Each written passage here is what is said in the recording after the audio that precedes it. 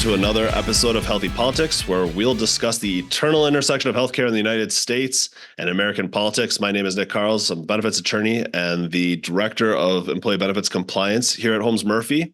And with me is my esteemed co-host, Den Bishop, former president of Holmes Murphy and our longtime healthcare strategist extraordinaire. Say hey, Den. Hello there, Nick. Did you sleep last night? Not at all. So when everyone's listening to this, it'll be a couple days from now. But we're recording this the day after the election, and I mean, on one hand, a lot was actually figured out by about 10 o'clock Central. Right, it was pretty clear that it's going to be President Trump come 2025. And it also actually became pretty clear, I would say, that Republicans were going to take control of the Senate. It wasn't confirmed until this morning, but even last night, I was like, oh, no, that's where it's heading. And so now the only thing that's kind of the open question, maybe it'll be figured out by the time some of you are listening to this, is whether or not Republicans take full control of the House. If they get to that 218 votes, the way that it's trending right now, I think both Den and I feel pretty confident that that's the way it's going to go, that they will get to that 218 seats in the House. Actually, looking at the numbers right before we started here, I'm struggling to come up with a scenario in which the Democrats stop that from happening. It's a very uphill battle at this point. Yeah, it appears that that there will be a Republican White House, Senate, and House of Representatives. That's what it appears at this point. Yes. And not even with that slim of majorities. Last I checked, I mean, 53 seats in the Senate confirmed at this point. Yeah, you won't need J.D. Vance to be the tiebreaker, the way that Vice President Kamala Harris had to be the tiebreaker. Yep.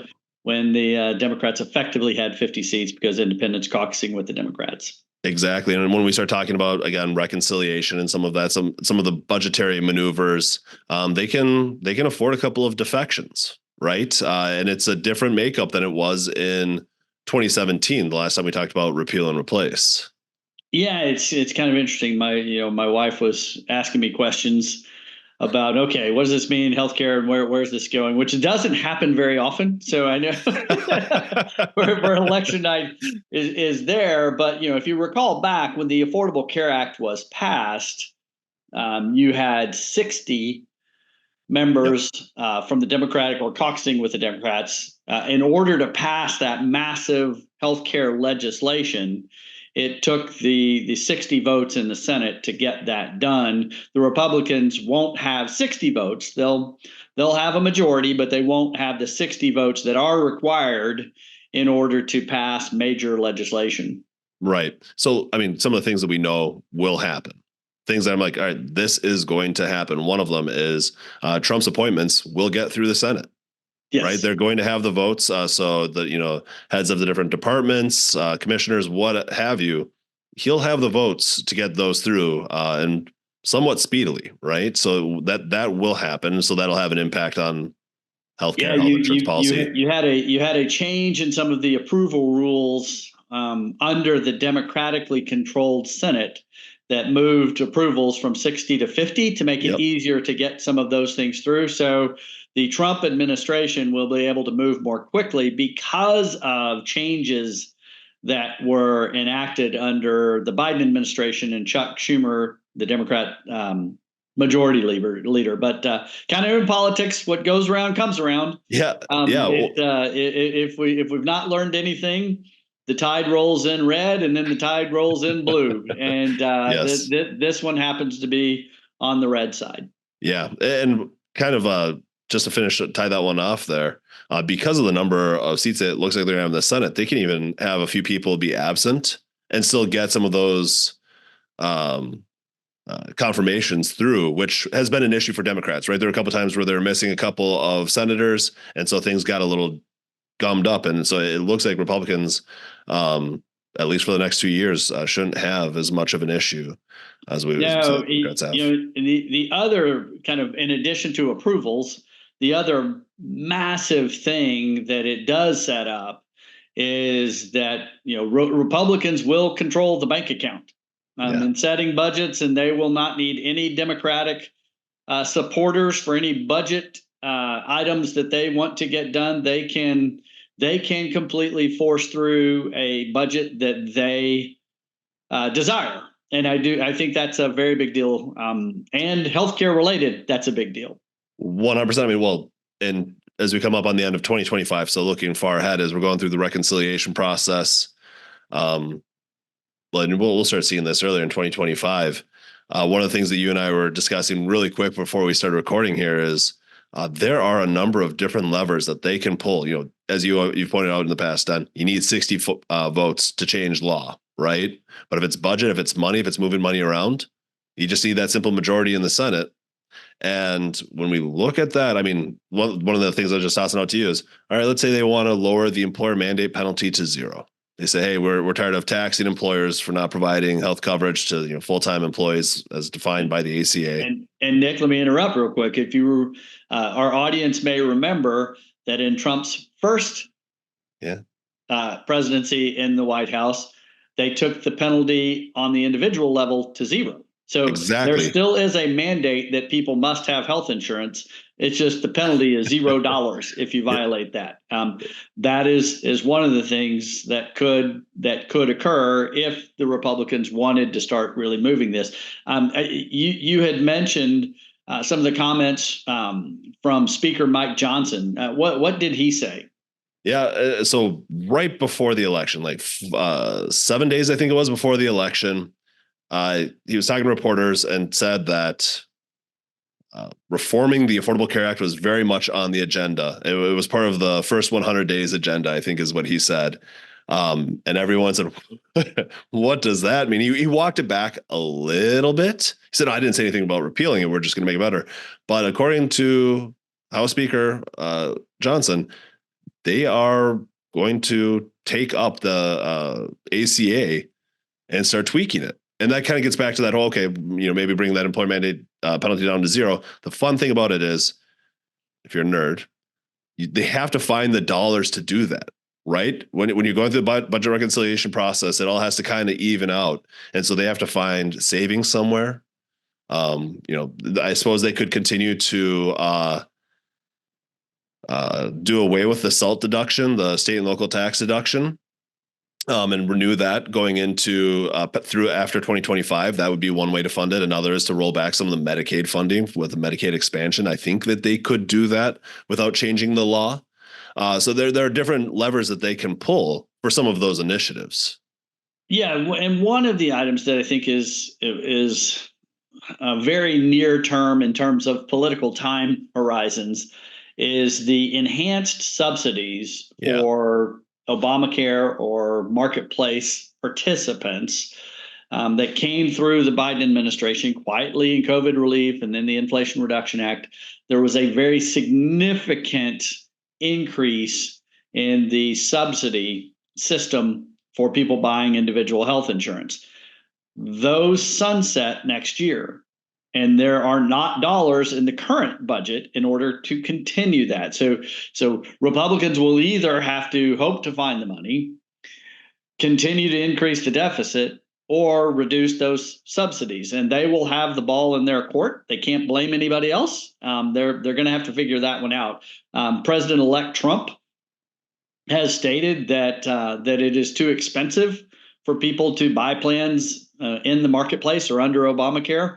I'm not sure what that means, but that will be an issue that it has to get addressed one way or the other. You're going to either see a massive increase in what people actually have to pay, or you're going to have to see a continuation of the enhanced subsidies that were never budgeted in the original Affordable Care Act. Yeah, it wasn't when it first came out. They didn't intend to have that level of subsidization, right?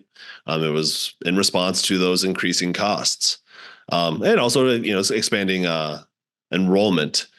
Kind of going to President-elect Trump. What's also one other thing that we can be sure of is rulemaking, right? You're going to see the agencies all engage in a healthy amount of rulemaking. We'll see new regulations. We'll see regulations rolled back. Oh my goodness, we will see things changed. Now, there are a few, for some of you that are thinking about this, non-quantitative treatment limitation stuff under mental health parity. I don't think they're going to touch that, right? I think that's for the most part, popular. A lot of the transparency rules that we've been seeing, they might tweak them a little bit, but again, popular. Some of them were brought out under Trump, right? So I don't see that changing. I see that as being kind of an ongoing thing. But when you look at some of like the preventive coverage mandates, when we're looking at contraceptives and things like that, I do believe that we're going to start seeing some significant changes there. And also when some of the current regulations are being challenged in the court or in the courts, I should say, I don't know that the Trump DOJ is going to be falling all over itself to defend the ACA or some of those provisions. No, if you think back to Trump president, I call it Trump president 1.0, the first term. Ultimately, because the repeal and replace efforts never worked and never happened, what you really started seeing was a Trump administration desire to increase choice. Mm-hmm. And that was limited plans. That was ICRA got created. That I wouldn't be surprised if we didn't see a return to, well, how do we get more choice into the marketplace? Don't know what that'll look like. He hasn't said that this time around, but that would follow the playbook from last time. Absolutely. Kind of turning to the outgoing president, to President Biden, one of the things that surprised me is I never saw the kind of quick uptick in new proposed rules, regulations. It's actually been relatively quiet, and they're pretty much running out of time now to push a lot of those through, right? If you're going to go through the appropriate comment period, a lot of that, it's going to be somewhat easy for Trump to, incoming President Trump, to roll it back if it hasn't been finalized, or if it's been finalized somewhat recently. So that one has been surprising to me. I don't know that. I don't think that it means necessarily that we won't see the Biden administration try to push some of it through at the very end here, but that was not something I saw coming, especially when we were first starting off in the campaign cycle, back at the beginning of 2024. I did take a look today to see the stock market reaction in the healthcare space to the Trump win, and kind of, I thought it was interesting. HCA, the largest publicly traded hospital company, was down several points, like 5-6 points today. So it looked like on the hospital side of things, there was some don't like what may happen in terms of their ability.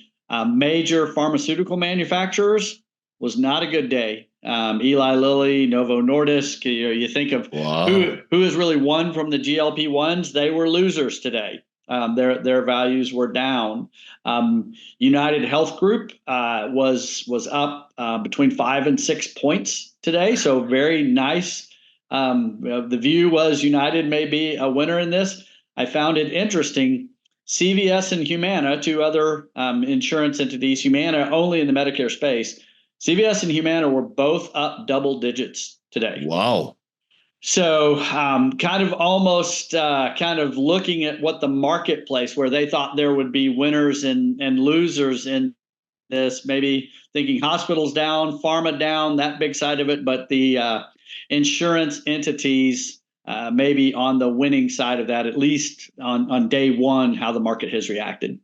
Yeah. And as you and I both know, so much of this, there'll be the winners, the losers, what's actually going to happen. We won't know for a year. You know what I mean? when all is said and done. Yeah. Well, as we said in a prior broadcast, if it's like last time, the things they want to tank, well, actually they'll heal, but maybe their actions will be more, another wild card on this, and kind of get your opinion, who's been a focal point in the last couple of weeks on healthcare with President-elect Trump, has been Robert Kennedy.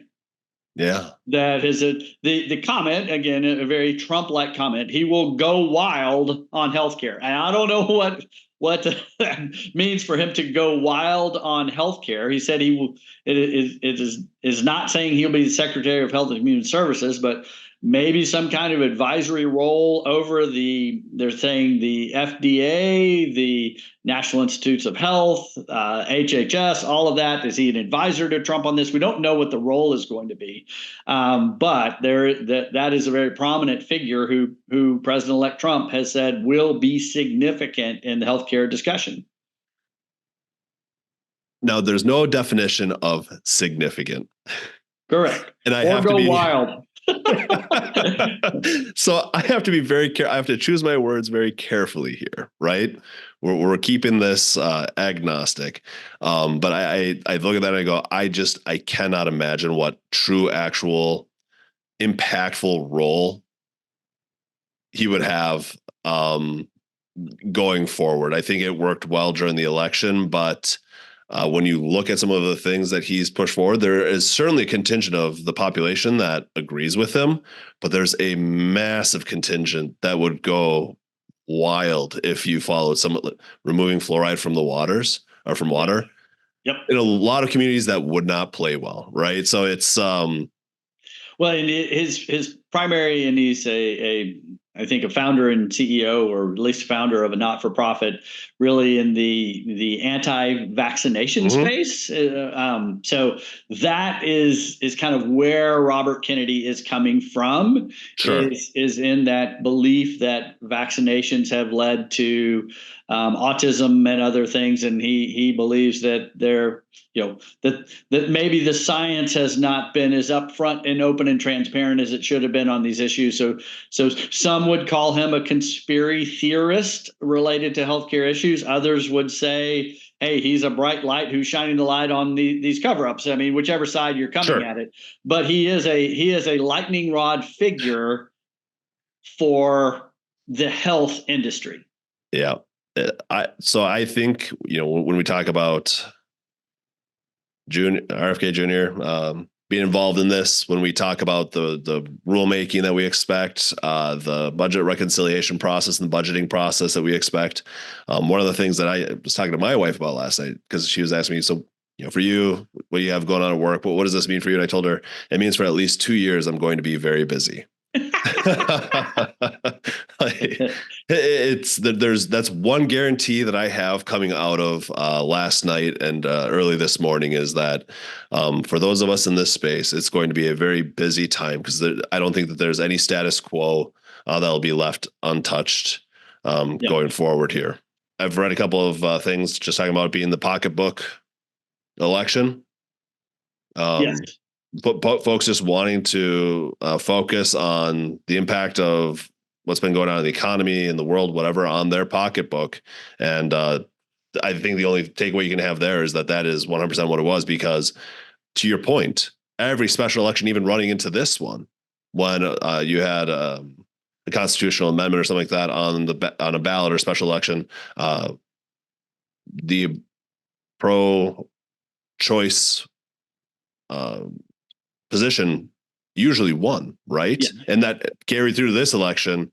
I am already looking ahead 2 years to see what that issue looks like in 2 years and how it's brought out again for the next round of or for the next election, because it's not going away, but it's definitely going to be addressed in a different way. With abortion on the ballot being a success in the elections, I think that really turns the Democratic Party. It feels like that was an issue in 2022, and really carried a lot. Didn't carry on a standalone issue. Obviously, very popular for electing for positions, primarily president. Didn't swing the way maybe some thought that it would. I think that will cause the Democratic Party to pivot back to a focus on health care affordability and kind of back to almost the ACA and those kinds of issues again, where historically they have beat the Republicans in elections over the healthcare issue. I think they've got to go back to the health insurance side of it again. Yeah, well, and you'll even see that through healthcare or health coverage mandates for abortion at the state level, right? So you'll have a lot of states that either currently have it or will not a lot. Some of the blue, excuse me, some of the blue states will start kind of going towards that. I do think though that a lot can happen over the next 2 years. I I could foresee a situation in which it's again a big issue that they're using 2 years from now, depending on what actions the Republicans take, especially at the federal level, right? I mean, some of the candidates did talk about a national ban. I know that wasn't a very popular position. They kind of tried to keep that pulled back a little bit, but we might hear that come up again. And so I could see that issue in 2026 coming back around. I would be shocked if Republican strategists would let a national ban actually come. You look even in Florida, conservative state like Florida, the right to an abortion got 57% of the votes last night. Yep. I just don't think Republican strategists will allow that to ever come all the way to the table again. I agree with you, but I would just note that we live in shocking times. Good point. Yeah, I think that may be our wrap right there. We live in shocking times. We live in shocking times. May you live in interesting times, I believe, is something that people will say. But with that, I do think we'll wrap it up. Great conversation, Dan. For the rest of you listening in, it doesn't have to be the end of the conversation. If you want to ask about something that we were discussing today or want the discussion to continue, please feel free to reach out to your Holmes Murphy representative. They know how to get in touch with us, and we're happy to continue this discussion. Thanks, Nick. Thank you, Dan.